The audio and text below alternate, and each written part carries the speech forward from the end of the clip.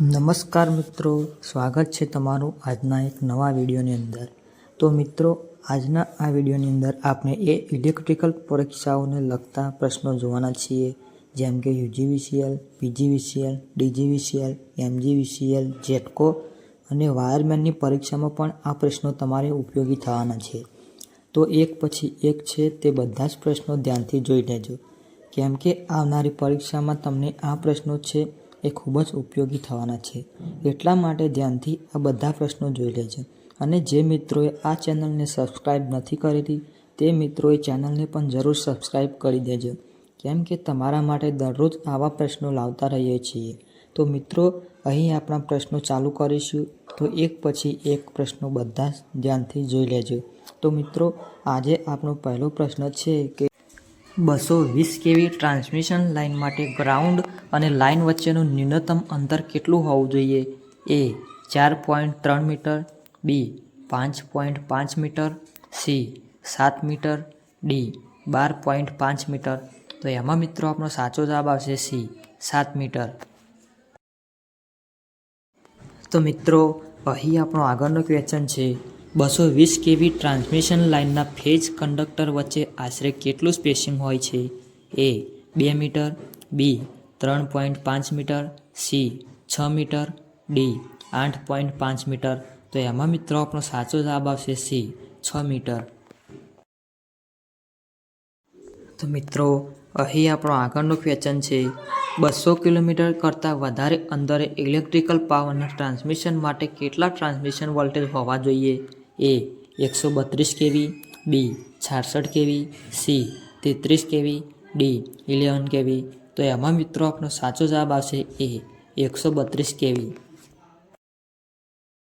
તો મિત્રો, અહીં આપણો આગળનો ક્વેશ્ચન છે શોર્ટ ટ્રાન્સમિશન લાઇન એટલે A આશરે 50 કિલોમીટર લંબાઈ સુધીની લાઇન અને ઘણા ઓછા વોલ્ટેજ, B આશરે 150 કિલોમીટર લંબાઈ સુધીની લાઇન અને ઘણા વધારે વોલ્ટેજ, C આશરે 50 કિલોમીટર લંબાઈ સુધીની લાઇન અને ઘણા વધારે વોલ્ટેજ, D આશરે 400 કિલોમીટર લંબાઈ સુધીની લાઇન અને ઘણા વધારે વોલ્ટેજ। તો એમાં મિત્રો આપણો સાચો જવાબ આવશે A આશરે 50 કિલોમીટર લંબાઈ સુધીની લાઇન અને ઘણા ઓછા વોલ્ટેજ। તો મિત્રો, અહીં આપણો આગળનું ક્વેશ્ચન છે નીચેના પૈકી કઈ ટ્રાન્સમિશન લાઇનમાં શન્ટ કેપેસિટરનો ઉપયોગ થતો નથી? A short transmission line, B medium transmission line, C long transmission line, D medium અને લોંગ ટ્રાન્સમિશન લાઇન। તો એમાં મિત્રો આપણો સાચો જવાબ આવશે A શોર્ટ ટ્રાન્સમિશન લાઇન। તો મિત્રો, અહીં આપણો આગળનો ક્વેશ્ચન છે મીડિયમ ટ્રાન્સમિશન લાઇન એટલે A આશરે 50 કિલોમીટર લંબાઈ લાઇન અને ઘણા ઓછા વોલ્ટેજ, B આશરે 50 થી 150 કિલોમીટર લંબાઈની લાઇન અને મધ્યમ કક્ષાના ઉચ્ચ વોલ્ટેજ, C આશરે 150 થી 250 કિલોમીટર લંબાઈની લાઇન અને અતિ ઉચ્ચ વોલ્ટેજ, D ઉપરોક્ત પૈકી એક પણ નહીં। તો એમાં મિત્રો આપણો સાચો જવાબ આવશે B આશરે 50 થી 150 કિલોમીટર લંબાઈની લાઇન અને મધ્યમ કક્ષાના ઉચ્ચ વોલ્ટેજ। તો મિત્રો, અહીં આપણો આગળનો ક્વેશ્ચન છે લોંગ ટ્રાન્સમિશન લાઇન એટલે શું? A આશરે 50 કિલોમીટર લંબાઈની લાઇન અને નિમ્ન વોલ્ટેજ, B આશરે 80 થી 150 કિલોમીટર લંબાઈની લાઇન, C આશરે 50 થી 150 કિલોમીટર લંબાઈની લાઇન અને વોલ્ટેજ 20 kV થી 100 kV, D આશરે 150 કિલોમીટર કે તેના કરતાં વધારે લંબાઈની લાઇન અને વોલ્ટેજ ઘણા વધારે। તો એમાં મિત્રો આપણો સાચો જવાબ આવશે D આશરે 150 કિલોમીટર કે તેના કરતાં વધારે લંબાઈની લાઇન અને વોલ્ટેજ ઘણા વધારે। તો મિત્રો, અહીં આપણો આગળનો ક્વેશ્ચન છે જ્યારે કોઈ ટ્રાન્સમિશન ડિસ્ટ્રિબ્યુશન લાઇન તૂટે અને જમીનને અડકે ત્યારે નીચેના પૈકી શું બને છે? A કંડક્ટરમાંથી કરંટ વહેતો નથી, B સપ્લાય વોલ્ટેજ ડ્રોપ થઈ શૂન્ય થાય છે, C કરંટ જમીન એટલે કે અર્થ વાટે વહેવા લાગે છે, D સપ્લાય વોલ્ટેજ વધવા લાગે છે। તો એમાં મિત્રો આપણો સાચો જવાબ આવશે C કરંટ જમીન એટલે કે અર્થ વાટે વહેવા લાગે છે। તો મિત્રો, અહીં આપણો આગળનો ક્વેશ્ચન છે વિશાળ ઔદ્યોગિક ગ્રાહકને કેટલા વોલ્ટેજ વીજ સપ્લાય કરવામાં આવે છે? A 220 volt, B 415 volt, C 66 કેવી, ડી 750 કેવી. તો એમાં મિત્રો આપણો સાચો જવાબ આવશે સી 66 કેવી. તો મિત્રો અહીં આપણો આગળનો ક્વેશ્ચન છે, ઓવરહેડ લાઇનના કંડક્ટર ખાલી જગ્યા હોય છે, એ સોલિડ, બી સ્ટ્રેન્ડેડ, સી સોલિડ અથવા સ્ટ્રેન્ડેડ, ડી ફ્લેક્સિબલ કેબલ. તો એમાં મિત્રો આપણો સાચો જવાબ આવશે બી સ્ટ્રેન્ડેડ. તો મિત્રો અહીં આપણો આગળનો ક્વેશ્ચન છે, 350 કિલોમીટર લંબાઈની લાઇનને શું કહે છે, A long transmission line, B short transmission line, C medium transmission line, D service transmission line. તો એમાં મિત્રો આપણો સાચો જવાબ આવશે એ લોંગ ટ્રાન્સમિશન લાઇન. તો મિત્રો અહીં આપણો આગળનો ક્વેશ્ચન છે, ટ્રાન્સમિશન લાઇનના ક્રોસ આર્મ કયા મટીરિયલમાંથી બનાવવામાં આવે છે, A copper, B aluminium, C RCC, D galvanised iron. તો એમાં મિત્રો આપણો સાચો જવાબ આવશે ડી ગેલ્વેનાઇઝ્ડ આયર્ન. તો મિત્રો અહીં આપણો આગળનો ક્વેશ્ચન છે, ટ્રાન્સમિશન લાઇનનું પરમિસિબલ વોલ્ટેજ વેરિએશન કેટલું હોય છે, એ ±1%, બી ±12.5%, સી ±20%, ડી ±30%. તો એમાં મિત્રો આપણો સાચો જવાબ આવશે બી ±12.5%. તો મિત્રો અહીં આપણો આગળનો ક્વેશ્ચન છે, એસીએસઆર વાયર કે જેમાં 7 સ્ટીલ વાયરની ફરતે 25 એલ્યુમિનિયમ કંડક્ટર હોય તો તેને કયા સ્પેસિફિકેશનથી ઓળખવામાં આવે છે, એ 7x25, બી 25x7, C 15x50, D 50x15. તો એમાં મિત્રો આપણો સાચો જવાબ આવશે બી 25x7. તો મિત્રો અહીં આપણો આગળનો ક્વેશ્ચન છે, ટ્રાન્સમિશન લાઇન ખાલી જગ્યાને જોડે છે, એ ઇન્ટરમીડિયેટ સબસ્ટેશન અને ડિસ્ટ્રીબ્યુશન સબસ્ટેશન, બી જનરેટિંગ સ્ટેશન અને consumer point, C generating station અને ઇન્ટરમીડિયેટ એટલે કે receiving substation, D distribution line અને કન્ઝ્યુમર પોઈન્ટ. તો એમાં મિત્રો આપણો સાચો જવાબ આવશે સી જનરેટિંગ સ્ટેશન અને ઇન્ટરમીડિયેટ એટલે કે રિસીવિંગ સબસ્ટેશન. તો મિત્રો અહીં આપણો આગળનો ક્વેશ્ચન છે, ઓવરહેડ લાઇનના ક્રોસ આર્મનું કાર્ય શું હોય છે, એ ઇન્સ્યુલેટરને પકડવા માટે, બી વ્યક્તિને ઇલેક્ટ્રિક શોકથી રક્ષણ આપવા માટે, સી પોલની મજબૂતાઈ વધારવા માટે, ડી ઓવરહેડ લાઇનના કંડક્ટરને પકડવા માટે. તો એમાં મિત્રો આપણો સાચો જવાબ આવશે એ ઇન્સ્યુલેટરને પકડવા માટે.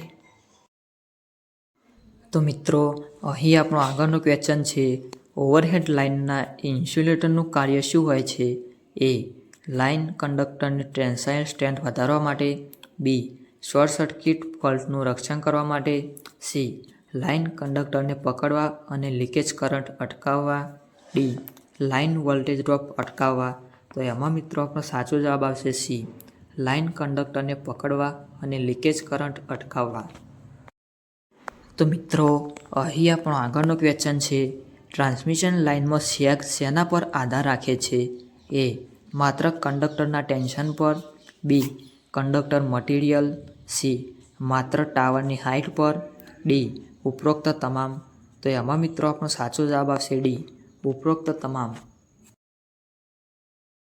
તો મિત્રો અહીં આપણો આગળનો ક્વેશ્ચન છે, ટ્રાન્સમિશન લાઇનના ઇન્સ્યુલેટર શેમાંથી બનેલા હોય છે, એ એસ્બેસ્ટોસ, બી પોર્સેલિન, સી લાકડું, ડી પીવીસી. તો એમાં મિત્રો આપણો સાચો જવાબ આવશે બી પોર્સેલિન. તો મિત્રો અહીં આપણો આગળનો ક્વેશ્ચન છે, એસીએસઆર કંડક્ટરમાં સ્ટીલ વાયરનું કાર્ય શું હોય છે, એ સ્કિન ઇફેક્ટ ઘટાડવાનું, બી કોરોના અસર ઘટાડવાનું, સી સર્જ વોલ્ટેજ ઘટાડવાનું, ડી કંડક્ટરની મિકેનિકલ સ્ટ્રેન્થ વધારવાનું. તો એમાં મિત્રો આપણો સાચો જવાબ આવશે ડી કંડક્ટરની મિકેનિકલ સ્ટ્રેન્થ વધારવાનું. તો મિત્રો અહીં આપણો આગળનો ક્વેશ્ચન છે, 132 કેવી કે 220 કેવી ટ્રાન્સમિશન લાઇનમાં કયા ઇન્સ્યુલેટર વપરાય છે, A disc type insulator, B shackle type insulator, C pin type insulator, D એક ટાઈપ ઇન્સ્યુલેટર. તો એમાં મિત્રો આપણો સાચો જવાબ આવશે એ ડિસ્ક ટાઈપ ઇન્સ્યુલેટર. તો મિત્રો અહીં આપણો આગળનો ક્વેશ્ચન છે, હાઈ વોલ્ટેજ ટ્રાન્સમિશન લાઇનના ઇન્સ્યુલેટર ફેલ થવાનું કારણ કયું હોઈ શકે? એ ફ્લેશઓવર, બી શોર્ટ સર્કિટ, સી ઇન્સ્યુલેટર પર ડસ્ટનું જમા થવું, ડી ઉપરોક્ત તમામ. તો એમાં મિત્રો આપણો સાચો જવાબ આવશે ડી ઉપરોક્ત તમામ. તો મિત્રો અહીં આપણો આગળનો ક્વેશ્ચન છે, લાંબા અંતરે વિપુલ માત્રામાં પાવર ટ્રાન્સમિશન માટે એસવીડીસી ટ્રાન્સમિશન ખાલી જગ્યા છે. એ એસી ટ્રાન્સમિશન કરતાં ટેકનોલોજી અને આર્થિક દ્રષ્ટિએ ઉત્તમ છે, બી એસી ટ્રાન્સમિશન કરતાં સારી નથી, સી આર્થિક દ્રષ્ટિએ પરવડે તેવી નથી, ડી ખૂબ જ જોખમી છે. તો એમાં મિત્રો આપણો સાચો જવાબ આવશે એ એસી ટ્રાન્સમિશન કરતાં ટેકનોલોજી અને આર્થિક દ્રષ્ટિએ ઉત્તમ છે. તો મિત્રો અહીં આપણો આગળનો ક્વેશ્ચન છે, ટ્રાન્સમિશન લાઇનમાં સિરીઝ કેપેસિટરનો ઉપયોગ ખાલી જગ્યા માટે થાય છે. એ કરંટની પૂર્તતા કરવા માટે, બી વોલ્ટેજ ડ્રોપની પૂર્તતા કરવા અને સ્ટેબિલિટી વધારવા માટે, સી પાવર ફેક્ટર સુધારવા માટે, ડી લાઇન લોસ ઘટાડવા માટે. તો એમાં મિત્રો આપણો સાચો જવાબ આવશે બી વોલ્ટેજ ડ્રોપની પૂર્તતા કરવા અને સ્ટેબિલિટી વધારવા માટે. તો મિત્રો અહીં આપણો આગળનો ક્વેશ્ચન છે, એસી ટ્રાન્સમિશનની સરખામણીમાં ડીસી ટ્રાન્સમિશનમાં કયા ગુણો હોતા નથી? A inductance, B capacitance, C phase displacement, D ઉપરોક્ત ત્રણેય. તો એમાં મિત્રો આપણો સાચો જવાબ આવશે ડી ઉપરોક્ત ત્રણેય. તો મિત્રો અહીં આપણો આગળનો ક્વેશ્ચન છે, ભારતમાં નીચેના પૈકી કયા ટ્રાન્સમિશન વોલ્ટેજ નથી? એ 66 કેવી, બી 132 કેવી, સી 275 કેવી, ડી 400 કેવી. તો એમાં મિત્રો આપણો સાચો જવાબ આવશે સી 275 કેવી. તો મિત્રો અહીં આપણો આગળનો ક્વેશ્ચન છે, હાઈ વોલ્ટેજ પાવર ટ્રાન્સમિશનના મુખ્ય કારણ કયું છે? એ સિસ્ટમની રિલાયબિલિટી વધારવી, બી સિસ્ટમનો લોસ ઘટાડવો, સી સિસ્ટમની લંબાઈ ઘટાડવી, ડી સિસ્ટમને સરળ બનાવવી. તો એમાં મિત્રો આપણો સાચો જવાબ આવશે બી સિસ્ટમનો લોસ ઘટાડવો. તો મિત્રો અહીં આપણો આગળનો ક્વેશ્ચન છે, હાઈ વોલ્ટેજ ટ્રાન્સમિશન લાઇનનું કંડક્ટર સ્ટ્રેન્ડેડ હોય છે, તેનું મુખ્ય કારણ? એ તેનાથી ટેન્સાઇલ સ્ટ્રેન્થ વધે છે, બી તેનાથી કિંમત ઘટે છે, સી તેનાથી હેન્ડલિંગ સરળ બને છે, ડી એ અને સી બંને. તો એમાં મિત્રો આપણો સાચો જવાબ આવશે ડી એ અને સી બંને. તો મિત્રો અહીં આપણો આગળનો ક્વેશ્ચન છે, ટ્રાન્સમિશન અને ડિસ્ટ્રીબ્યુશન લાઇનના ઇન્સ્યુલેટર માટે નીચેના પૈકી કયું મટીરિયલ વપરાય છે? એ ગ્લાસ, બી પોલિમર કે silicon rubber, C porcelain, D આપેલ તમામ. તો એમાં મિત્રો આપણો સાચો જવાબ આવશે ડી આપેલ તમામ. તો મિત્રો અહીં આપણો આગળનો ક્વેશ્ચન છે, પિન ટાઈપ ઇન્સ્યુલેટર સાધારણ રીતે ખાલી જગ્યા વોલ્ટેજથી વધારે વોલ્ટેજ માટે વાપરવામાં આવતા નથી. એ 1 કિલોવોલ્ટ, બી 11 kilovolt, C 22 kilovolt, D 33 kilovolt. તો એમાં મિત્રો આપણો સાચો જવાબ આવશે ડી 33 કિલોવોલ્ટ. તો મિત્રો અહીં આપણો આગળનો ક્વેશ્ચન છે, 200 કિલોમીટર કરતાં વધારે અંતરે પાવર ડિસ્ટ્રીબ્યુટ કરવા માટે ટ્રાન્સમિશન વોલ્ટેજ કેટલા હોવા જોઈએ? એ 132 કેવી, બી 60 કેવી, સી 33 કેવી, ડી 11 કેવી. તો એમાં મિત્રો આપણો સાચો જવાબ આવશે એ 132 કેવી. તો મિત્રો અહીં આપણા બધા જ ક્વેશ્ચન્સ પૂરા થાય છે.